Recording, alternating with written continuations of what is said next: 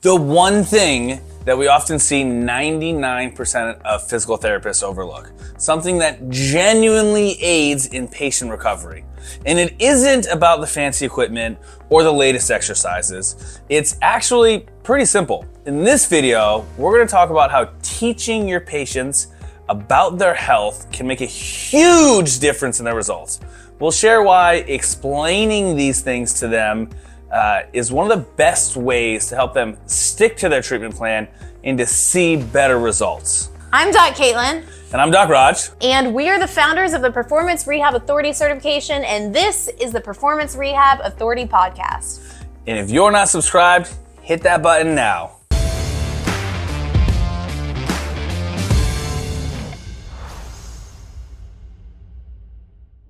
Knowledge is power. At our clinic, Move Athletics, we spend so much time focused on patient education, more than I've ever seen at any clinic that I've been a part of, more than I know of any other clinic, or more than I've ever seen, and our patients love it. So what's the reason? Why do we spend so much time focusing on patient education instead of doing like exercise? And while exercise is important, it's even more important that we make it make sense to our patients. So giving them all of this education helps the patient understand why the things that we're asking them to do are important. It improves their compliance when we make it make sense and they understand it. Think about going to the doctor's office and leaving with no better understanding than when you came in, and actually maybe even a little bit more confused than when you came in. And so now you're like, okay, well, I'm doing this thing now, and they told me to add in this other thing and take out this other thing, but I really still don't understand what's going on. So what happens if I'm treating Roger and he's like, hey, I have shoulder pain. And I'm like, great. So in your day-to-day life, so that you can keep your shoulder from hurting so much, I just want you to stop looking down at your phone like this. You need to hold it up here because you're, just creating too much load. And I don't make it make sense. Are you going to do that? Probably not. I'm just going to be like, what is she talking about? It's not, my shoulder hurts. What is holding my phone here to do anything? Just trust me. No. Yeah, exactly. So what I could do better is say, hey, Roger, you got a nerve irritation in your neck. It's leading to your shoulder pain. And what's happening to exacerbate the problem is every time or every inch that your head comes forward, it loads your spine 10 pounds. What is it? It adds another 10 pounds of pressure to your neck. Every inch forward that your head comes, it adds another 10 pounds of pressure to your neck. So if you have this nerve irritation, your shoulder is going to constantly be more flared up. So, hey, this is something that I want you to think about throughout the day. Instead of looking down like this at your phone or on your laptop, I just want you to put yourself in a better position where things are less bad and you can not be looking down. Can you do that? Yeah. Yeah, and it makes so much more sense. Are you bought in? Yeah, especially because at that point we've already done some testing, typically that shows, hey, when I do this, when I lift up on your head, it's less bad. So we take those data points and we bring it back around. So if somebody is like, bring your arm out to the side, they're like, ow, this hurts. And I say, hey, if I do this, is this worse, better, or the same? Oh, that's so much better. They're like, oh yeah. Or if they start to look down and they're like, ow, my shoulder hurts. And I'm like, hey, if I do this, is that worse, better, or the same? Better. Oh, okay. So now we can take that and say, hey, remember when this hurt and I did this and it felt better? Yeah. That's because every 1 inch your head goes forward, it adds pressure. And they're like, ... connected, right? We want to make it so simple that it's like literally connect the dots and then colored by numbers, and where it just looks like a jumbled mess maybe at the beginning, by the end of the session, it's like a beautiful portrait that they fully understand and get. And you know what that does is it gives them a sense of control. Because when people are in pain and they don't understand it, especially when they've gone to see however many other medical professionals, or they've been dealing with it for however long, and it's confusing and they're not getting help and they're doing nothing and it hurts, and sometimes they can do a bunch and it doesn't hurt and it doesn't make sense, it feels very out of control. It feels very helpless, right? It's very, very frustrating for people. I know I've been there in an injury and I have all the knowledge and it's still super frustrating, right? Like how many clinicians get injured and they're like, oh man, I just want this to be down the road already. And you guys know, imagine if you didn't have that knowledge, how confusing and frustrating you would feel. Way more frustrated than you feel when you have the knowledge, right? So it puts the tools in their belt, right? It makes that so they don't have to be relying on you. They don't have to be relying on anybody to fix them, because we're giving them the tools and the knowledge, and we're guiding them along. So earlier, Doc Caitlin said, we'll have you on education. It's not just exercise, exercise, exercise. It is actually still very heavy on exercise, but the education comes with the exercise. Hey, remember when we tested this thing and this is weak and this happened? Yes. Okay, so that's why we're doing this exercise, because we need to strengthen this from this test, and it connects to this dot, and that's why. And they're like, oh, yeah, let's get that thing strong. Let's get that thing loose. Whatever the situation is, right? It teaches them how to take care of themselves, honestly. Yeah, absolutely. And what I meant by exercise, exercise, exercise versus patient education is early on, it's not some magic set of exercises that we're going to prescribe somebody that's going to get them a home run on the first day. They have to completely understand what's going on so that they can apply it outside of the clinic. And yes, once they have that understanding, we're going to hammer in exercise and pair that with education. But the best thing to do on day one, if they have no idea what's going on, isn't going to be to put them through this ring of exercises that's going to make them feel better in here, and then they're going to go back to living their life using all their mechanical stressors without thinking about it, like not understanding everything, and then come back worse. Yeah, absolutely. Yeah. So it does teach them, patient education does teach people how to apply it 24/7 in all their activities, from going to the gym to doing their chores at home to walking their dog or driving, reading. It helps them stay as active as possible. Maybe reading wasn't the best example because that's not super active unless you're maybe walking on a treadmill, but it helps people apply this into their activities, whether it's like going for a run or exercising, and it gives them that control. I think reading is a great example, because I have so many patients that have pain with reading. That's an activity that they enjoy, right? It might not be a physical activity, but it's still a thing that brings people's lives joy when they like it. And if you guys aren't reading, you should read more. Keeping with the early patient education, I mean, that's a great, literally day one, we're setting expectations about the rehab timeline and flare-ups. So that kind of future pacing allows you to avoid panic in the future when they come in and they are flared up, because the rehab process is not just straight up, it's a scatter plot, right? It's up and down, and you got, like, when you connect the dots, it's trending positively, but there's lower moments there.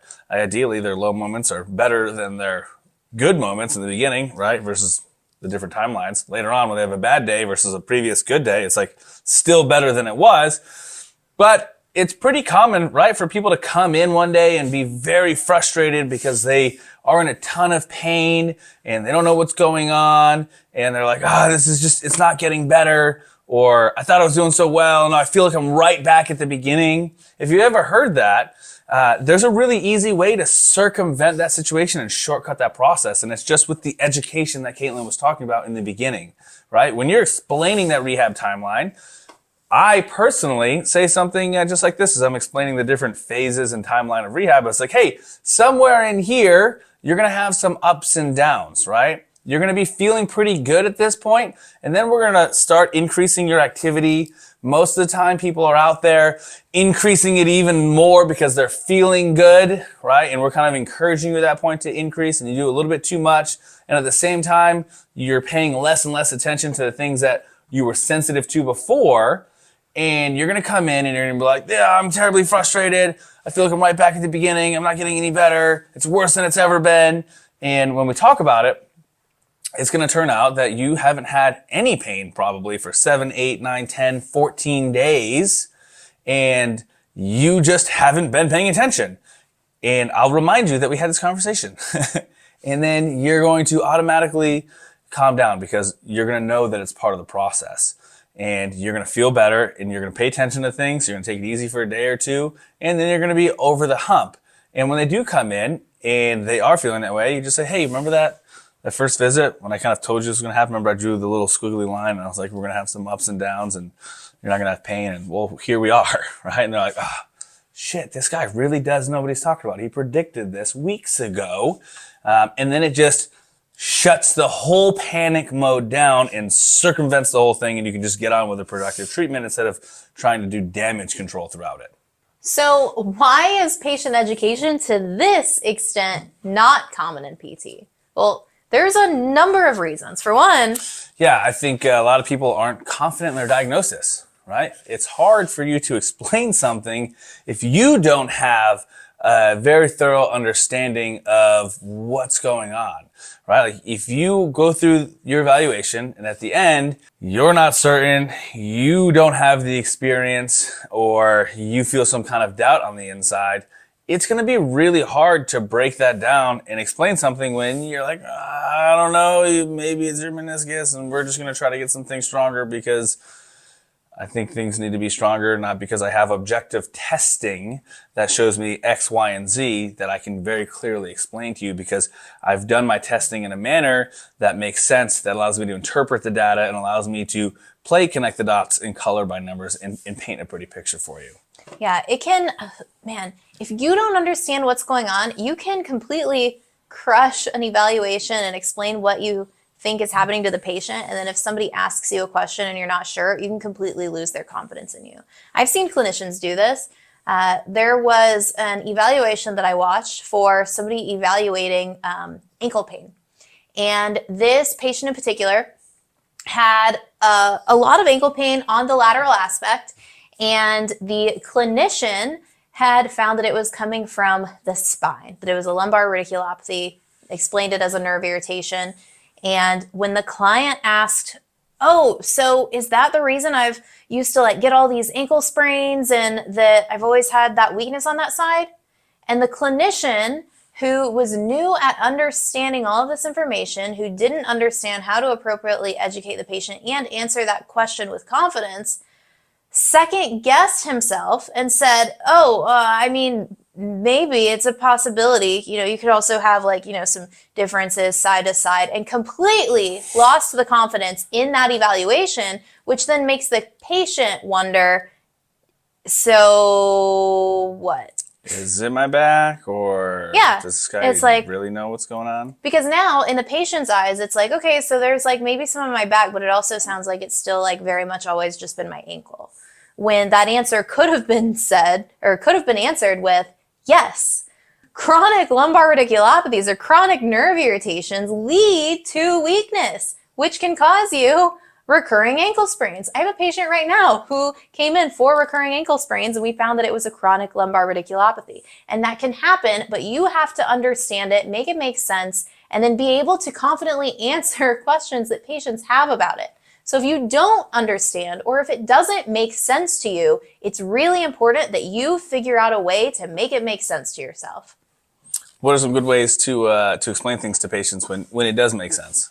Using metaphors and analogies and breaking it down to a 5th grade level. Communication skills are not taught in schools. And so I think that's another reason that patient education might not be taught to this extent or used to this extent, because people don't know how to break it down into common analogies. There's a lot of analogies that Roger uses all the time that I've started piggybacking off of.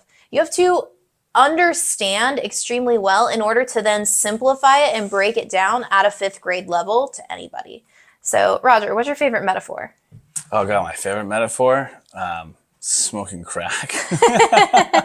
I'm a big fan of extreme analogies, and I don't use the smoking crack one with everybody, but it's like a hard-hitting thing. If somebody's doing something that's keeping them in pain, but it feels good in the moment, I'm like, yeah, totally. It's kind of like smoking crack. And they're like, what did he just say to me? Like, well, why do people smoke crack? And they're like, I don't know. And I'm like, well, because it feels good in the moment, right? Like, it makes them feel good when they do it. But then what happens when they keep doing it? Like, what happens long term? It keeps them in pain. It messes up their life. And this is kind of the same thing where you do X, Y, and Z because it feels good in the moment, kind of like picking a scab. And then it keeps you in pain long term, just like picking a scab, right? How do you help a scab heal?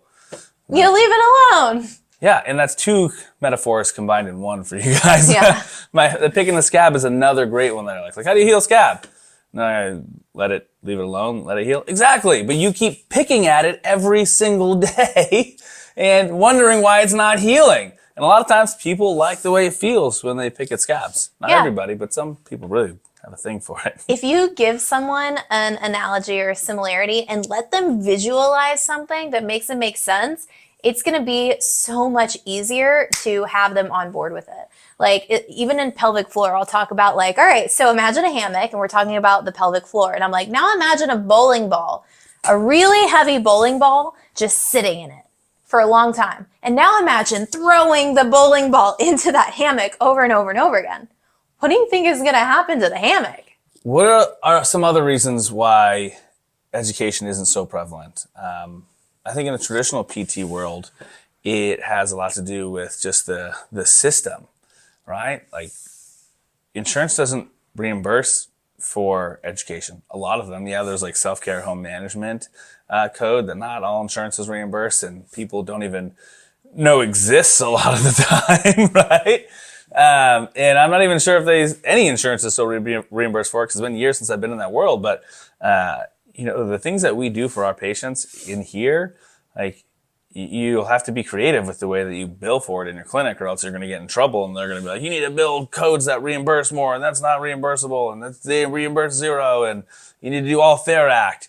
So you have to get creative with it and you have to find time and you have to be able to do that while you're juggling multiple patients. Like when I was working in insurance, I had to figure it out because I was treating 4 patients an hour and not like 15 minutes with each patient. Like Caitlin and her 3 friends came in all at the same time and I'm like, you, and you, come on back.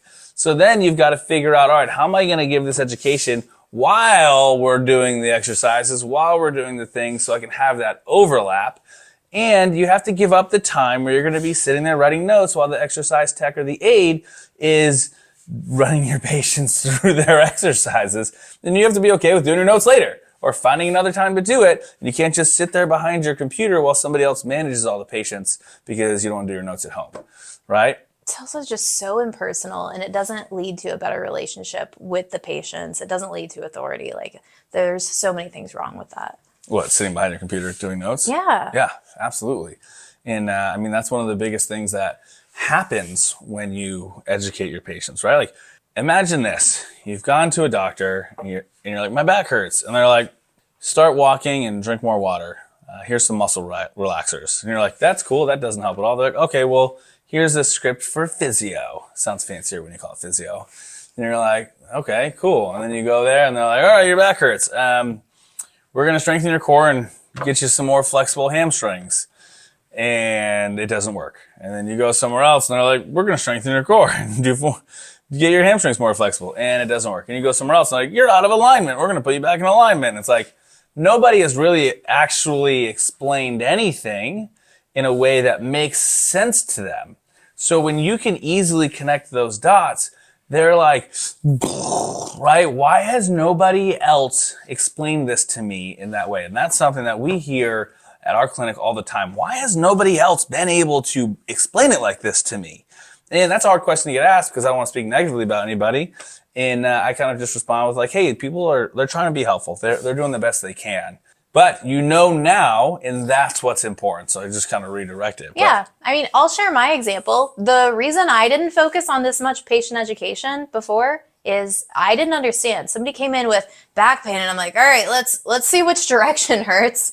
All right, I know core work is what helps with back pain. So I'm going to get them doing core work and stability and some anti-directional stuff where it doesn't hurt them. And I had no clue. I didn't know how to break it down. I didn't even know myself. And I honestly was hoping I would just like get lucky with my patient care, which is so shitty. And I know that there's a lot of people who question themselves in silence because you're also afraid to look bad amongst all these other PTs that you think know everything. And that's not the case. If you look at just a random selection of rehab protocols or plans of care, there's a lot of things that don't make sense. Like, have somebody explain, like, what's the intention with this exercise? Okay, why is that the intervention? Why is that the route that you're going? What have you explained to the patient? And I can do all of that now, but before, I was copying what my coworkers did and just like, all right, a low back's coming in. What do we do as a clinic for low back pain? We do the posterior pelvic tilt, we do dead bugs, we do the ball over the head, you know, we'll get into maybe some squats and like squeezing their core, and all right, you're good to go if your back stops hurting, but good luck getting back to CrossFit. Yeah, I think that's, I mean, me too, right? Like I didn't just come out of the womb with like a great clinical skill set. My first evaluation as a licensed therapist, I went into my boss's office and I was like, hey, T, her name's Tina. I was like, hey, I got a shoulder eval. What do I do? And she was like, all right, look at this, this, and this. And I went in and pulled the curtain, introduced myself. I did those 3 things. And I was like, I'll be right back. And then I went and I asked her, I was like, all right, so what do I do next? And I did those 3 things. And I was like, all right, hold on one second, please. And I walked myself through that evaluation. And then I came up with the explanation that it was impingement. And I just tried to strengthen everything in the shoulder. And I did that for a lot of people before I started to get this stuff down. Well, I didn't just randomly learn it. I put a lot of effort. I drove 100 miles, you know, one way multiple times a week. I put a lot of effort into learning this skill set. But as I learned and developed and grew as a clinician, that's where I started even developing the ability. Before that, it was just kind of like, well, why am I doing this? Oh, because your shoulder's weak and, you know, things are getting pinched in there, so we got to get it stronger so the shoulder can, you know, rotate better and it can just be in a better position. And it's like, that's all I got. No real answers, just general answers. And it used to be very frustrating for me when people ask me why. Like, well, why am I doing this? Or another clinician asking me why. That was a big part of all the mentorship. Even when I was right about things, they're like, well, why? Why are you doing that? Why not this? Why this? Why are you thinking this? Why did you use those words? And if you want to really frustrate somebody that's not confident in themselves, ask them why. Don't do it to frustrate them, but it's like that's what happens when you keep asking why and people can't explain it. A lot of times they start to get a little frustrated, maybe a little defensive because they don't know either. It just is what it is. So as you develop the skill set, you develop your clinical knowledge, you develop the experience, you get the mentorship, you should be always asking why yourself. You should be asking other people why. You should be looking at your caseload at the end of the day and reflecting on what went well. Why did that go well? Well, it maybe didn't go so well. Why not? Why am I doing this? Am I still on track? And if you can't do all of that, how can you be confident in your ability to convey all of the patient education that needs to get them better outside of the 1 hour, maybe 2 hours a week that they're seeing you? So thanks for listening. Make sure that you are subscribed. And if you found this at all helpful, send it to a friend. And if you guys want some help with understanding the whys, we have a totally free training that we put together to start trying to uplift the community of rehab professionals. Click the link in the episode description and you'll get 3 weeks of totally free mentorship, treatment knowledge, clinical reasoning delivered directly to your inbox. We'll see you next week.